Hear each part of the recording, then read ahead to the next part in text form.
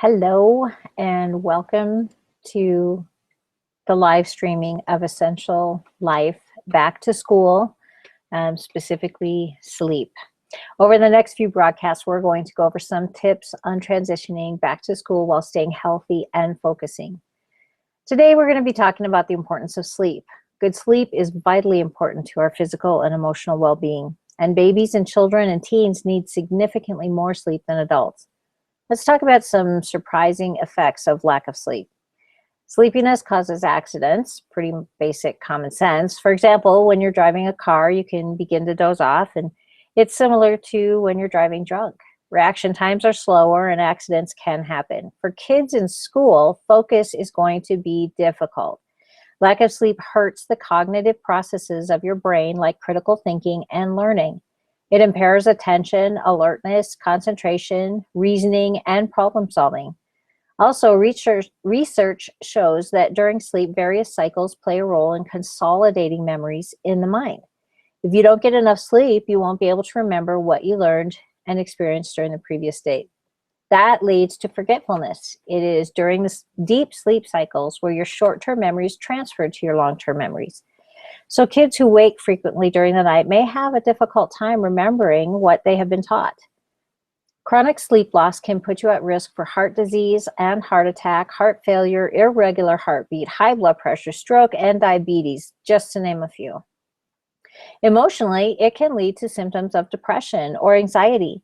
Insomnia and depression feed on each other. Sleep loss often aggravates the symptoms of depression, and depression can make it more difficult to fall asleep. You might think that doesn't apply to children. However, studies show that right now, children 5 years old and younger, that's 0 to 5, are the fastest growing age group being prescribed antidepressants in the United States. You heard me right. So in the future, I will be discussing this more in depth. But for now, just know that this is a very real issue for our kids that they're facing every day. Lack of sleep can also cause you to gain weight. On the scientific side, there's the regulation of peptides that mess with your body's ability to recognize signals of satiety. On the common sense side, during the day, as you're feeling sleepy, you're going to reach for foods that are high in sugars, carbohydrates, and fats. Candy bar and a can of pop at the afternoon crash.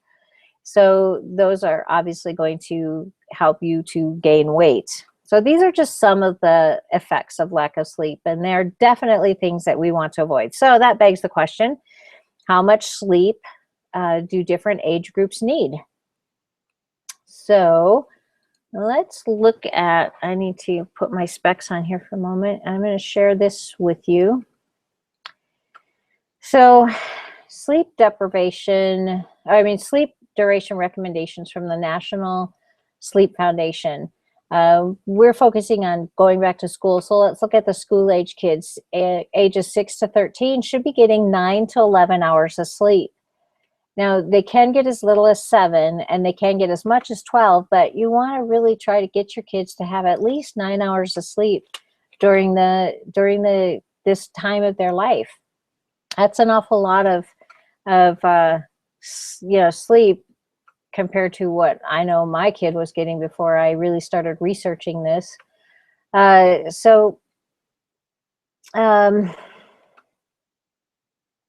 do we get more sleep? How do we get our youngsters to settle down and fall asleep? And how do we keep them asleep all night? I want you to understand, please take note of this. I am not diagnosing anything, and I'm not prescribing anything. If you or your child has any sleep disorders or difficulties, do not stop taking any prescribed medication. You must consult your physician. And these statements have not been evaluated by the Food and Drug Administration. These products that I'm going to be talking about, not intended to diagnose, treat, cure, or prevent any disease or any issues, okay? So often children don't necessarily slow down the way that we do in the evening as they start getting tired. They actually wind up. In fact, sleepiness can look like symptoms of ADHD. They often act as if they are not tired, resisting bedtime, becoming hyper as the evening goes on. Bedtime routines are a great way to help children and adults to begin to wind down. So one of the main things, TVs, digital screens of any kind, they need to be shut off at least an hour before going to bed. Those screens, they're like anti-sleep screens, okay? You need to get those away. They're like crack for your brain. They're just gonna get everything going, get you all worked up. You need to have those off for at least an hour before you go to sleep, and that will definitely help. I also work with 2 different companies that I trust the quality of their products. They're all natural essential oils and all natural herbs that can be used for calming, soothing. They support our bodies in a natural way to help to bring on peace and calming. The 2 I'm going to share with you today, one is my essential oil of lavender. I'm not going to show you the company that I use. If you want to know who I trust, please email me at essentiallife411@gmail.com, and I would be happy to share any information with you. But right now, this is essential oil of lavender. It is a great calming. Lavender is all things calming. It smells very soothing. Now, I like the smell of lavender. Some people don't, you know. So if you do not like the smell of lavender, just put a couple drops on your foot, rub it in, and it's going to go through your system, and it is still going to help calm and relax. If you don't mind the smell of lavender, go ahead and put a couple drops on your hand. Rub it. Take a nice deep breath. Rub it on the back of your neck. Rub it on your pillow, your sheets. You can do that to your little ones. You can have them put it on their hand. Rub it together. Breathe it in. Then have them rub it onto their pillow or onto their neck or something like that. You know, these essential oils, 1 or 2 drops. That's all you need. You do not need very much. Now, another product that I like is the Herbal Sleep. This is all natural herbs. I can't show you the company. It's hard for me to show you the bottle, but I am going to share my screen again with you, and I can show you the what it's for. It supports proper nervous system function. It promotes restful sleep. It provides soothing and calming properties. How it works, you know, and then for the label, I want to share, I want to share what's actually in it. There's valerian root, passion flower, hops flowers. So all of those things are all natural. It is non-addictive, and it's, oh, that shows you who it's from. I'm sorry, you didn't see that. It's all natural, non-addictive, and it's very very helpful if you're having a hard time sleeping. Again, do not stop taking your prescribed medications, but these can augment. They work well with, you know, pharmaceutical medicines, and also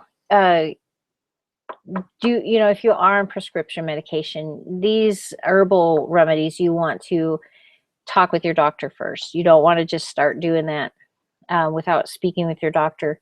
So another thing I want to mention is many people turn to melatonin when they are dealing with their children. And melatonin does help sleep. It does help give you a nice peaceful sleep, calms you down, all of that. The only thing is melatonin in children is not a good mix. You need to talk to your doctor before doing anything with melatonin. If you are prone to seizures, if seizures run in your family, you know, you do not want to use melatonin without talking with your doctor first. It lowers your threshold for seizures. So make sure that you discuss any of those things with your doctor before using melatonin. But other than that, I thank you very much for stopping by. I want to keep this short and sweet. I will be doing some more back to school tips. We're going to do some other fun things. We're going to talk about essential oils in the Bible in the future. We're going to talk about all kinds of fun stuff. So subscribe to my channel, Essential Life, Pam Rapp, and I would love to hear if there's any topics that you would like to hear about. Thank you so much for stopping by. And again, if you want more information, essentiallife411@gmail.com. Have a great day.